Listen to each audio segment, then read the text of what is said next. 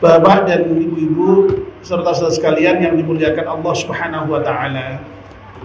Sebagaimana yang sudah kita ketahui bersama bahwa bulan Ramadan itu merupakan bulan yang mulia, dan di antara penyebab dari kemuliaan bulan Ramadan itu adalah karena di dalam bulan Ramadan itu diturunkan Al-Quran.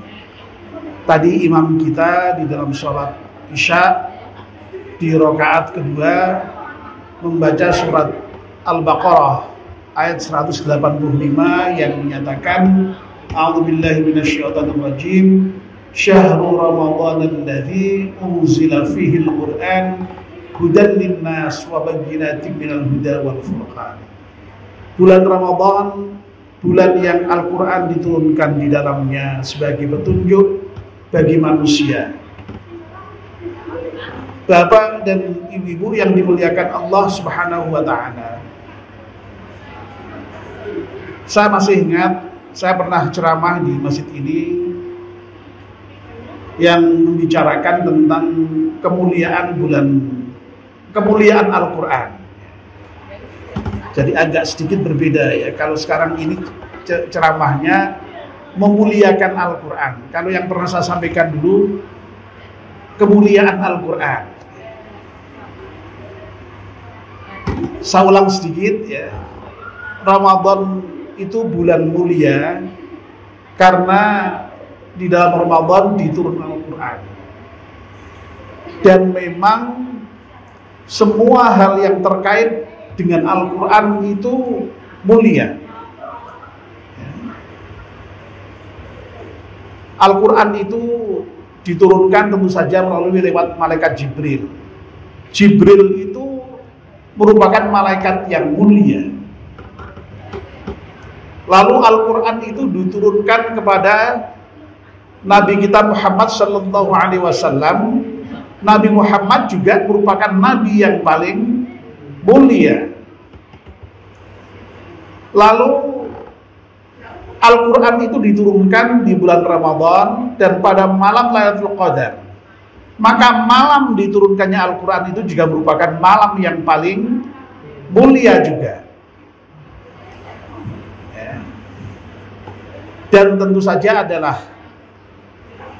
umat Nabi Muhammad SAW yang mau mempelajari Al-Quran dan juga mau mengajarkan Al-Quran, itu pun juga disebut sebagai umat yang paling mulia juga. Jadi sekali lagi semua hal yang terkait dengan Al-Quran itu semuanya mulia. Nah itu ya sekali lagi karena kemuliaan Al-Quran. Al-Quran itu memang oleh Allah dinyatakan sebagai Al-Quranul Karim, Al-Quran yang mulia, Al-Quranul Azim, Al-Quran yang agung.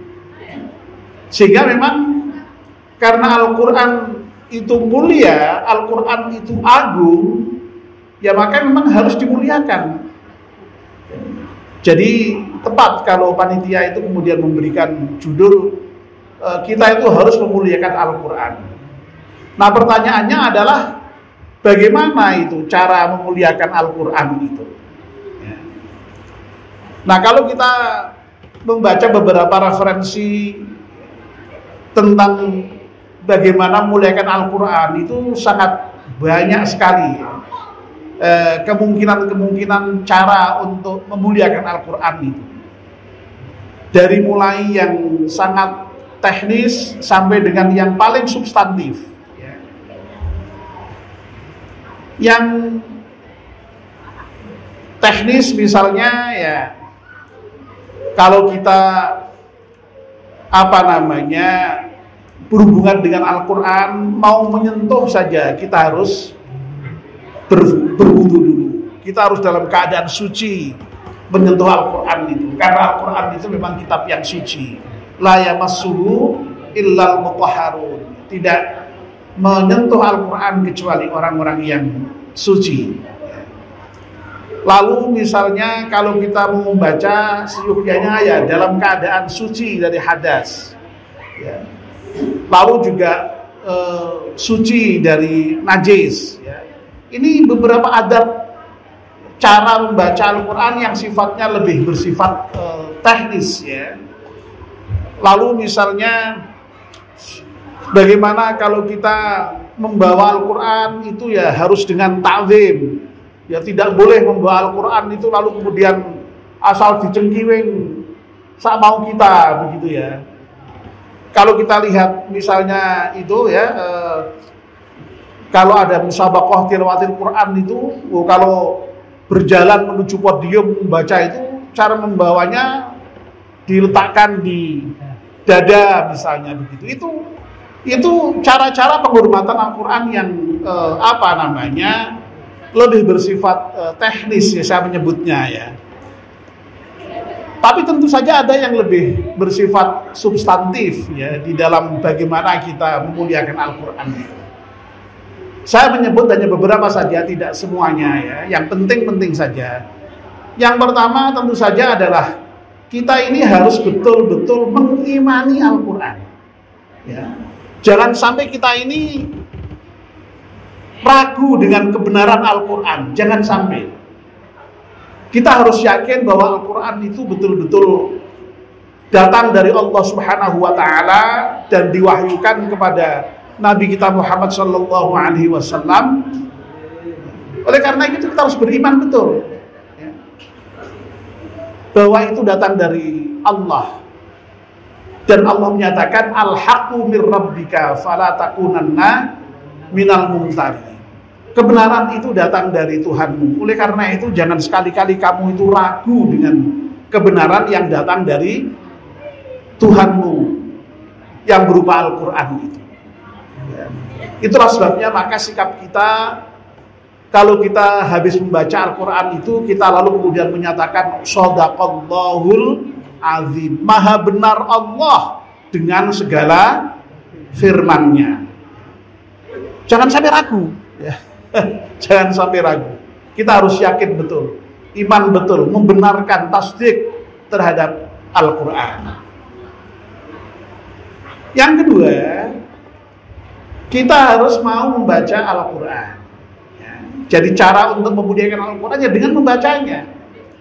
Dan Nabi kita Muhammad SAW dengan sangat tegas, Iqra'ul Qur'ana fa innahu ya'ti yaumal qiyamati syafi'an li ashabi.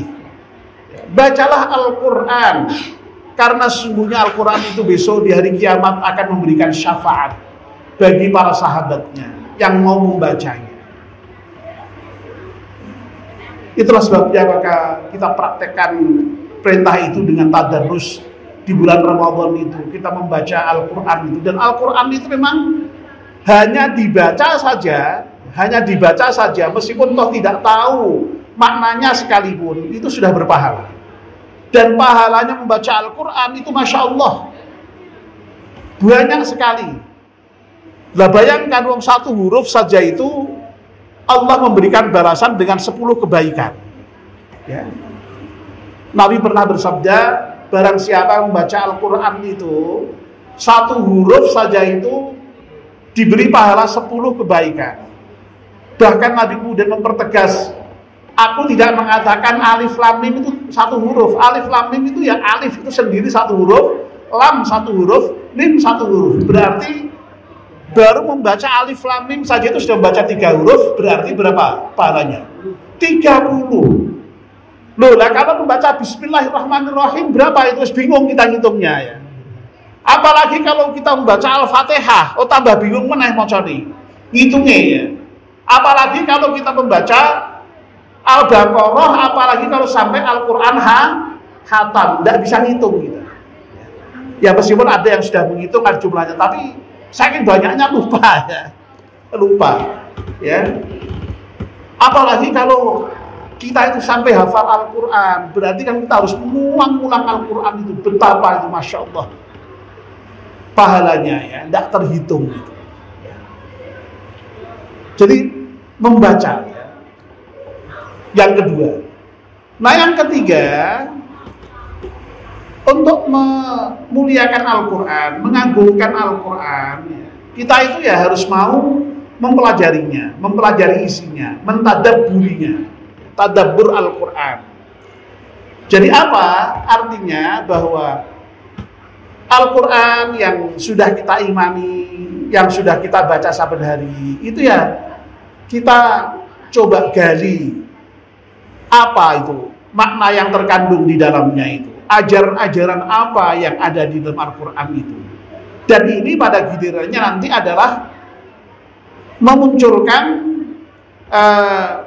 cara pemulihan Al-Quran yang keempat adalah dengan mengamalkan Al-Quran. Jadi setelah kita mengimani, kita membaca, kita mempelajari isi Al-Quran, Al-Quran itu lalu kemudian kita amalkan. Kita amalkan dalam kehidupan kita sehari-hari. Rasulullah SAW itu akhlaknya oleh Siti Aisyah digambarkan kama khuluquhul Quran. Jadi Aisyah itu istri Rasulullah pernah ditanya, bagaimana itu akhlak Rasulullah? Jawabannya apa? Kana khuluquhul Quran. Akhlaknya Rasulullah itu Al-Quran.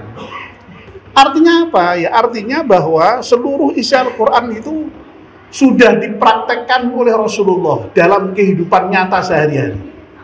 Sehingga sekali lagi akhlaknya Rasulullah itu adalah Al-Quran. Nah tentu saja memang kita sebagai manusia biasa ya tidak mungkin kalau sampai bisa menyamai Rasulullah, ya harus seluruh Al-Quran itu lalu mampu kita amalkan semuanya seperti Rasulullah itu ya memang tidak ya. Tetapi kita diperintahkan untuk betul-betul bertakwa kepada Allah itu dengan semampu kita.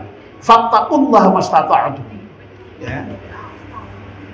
Jadi berusaha dengan sekuat tenaga kita untuk bisa mengamalkan Al-Quran itu, sehingga Al-Quran itu betul-betul mengejawantah dalam kehidupan kita sehari-hari. Al-Quran memerintahkan kita sholat, kita ya sholat. Al-Quran memerintahkan kita puasa, kita puasa. Al-Quran memerintahkan kita zakat, kita zakat. Al-Quran memerintahkan kita haji, kita haji. Al-Quran memerintahkan kita untuk berbuat baik kepada kedua orang tua, kita berbakti kepada orang tua. Al-Quran memerintahkan kita berbuat baik kepada tetangga, kita juga berbuat baik kepada tetangga.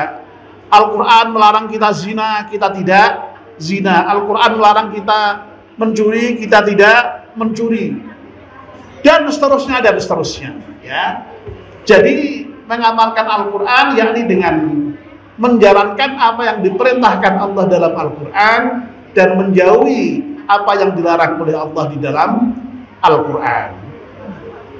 Lalu yang terakhir, bahwa dalam rangka untuk memuliakan Al-Quran itu kita harus juga mau mengajarkan Al-Quran.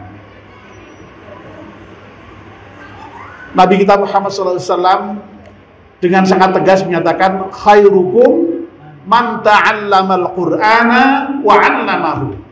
Orang yang terbaik di antara kamu adalah orang yang mau belajar Al-Quran dan mau mengajarkan Al-Quran. Jadi pilihannya hanya dua, belajar atau mengajar. Ya. Kalau kita belum bisa baca, belum paham Al-Quran, kita berarti harus belajar. Kalau kita alim, kita pandai, kita harus mau mengajar. Pilihannya hanya dua. Jangan sampai yang sudah alim tidak mau mengajar. Sebaliknya juga jangan sampai yang masih belum alim itu tidak mau belajar. Ya, jadi pilihannya dua, belajar atau mengajar, atau dua-duanya, karena belajar itu sepanjang hayat, tidak pernah berhenti. Ya. Nah, bapak-bapak dan ibu-ibu yang dimuliakan Allah Subhanahu Wa Taala, mudah-mudahan ya dengan memuliakan Al-Quran, ya, kita nanti oleh Allah juga dimuliakan karena Al-Quran. Sekali lagi, dengan memuliakan Al-Quran, mudah-mudahan nanti kita dimuliakan oleh Allah Subhanahu Wa Ta'ala karena kita memuliakan Al-Quran. Quran. Amin ya rabbal alamin. Demikian saya kira tidak panjang-panjang ceramah tarawih pada malam hari ini. Mudah-mudahan yang singkat ini ada manfaatnya untuk kita semuanya. Wassalamualaikum warahmatullahi wabarakatuh.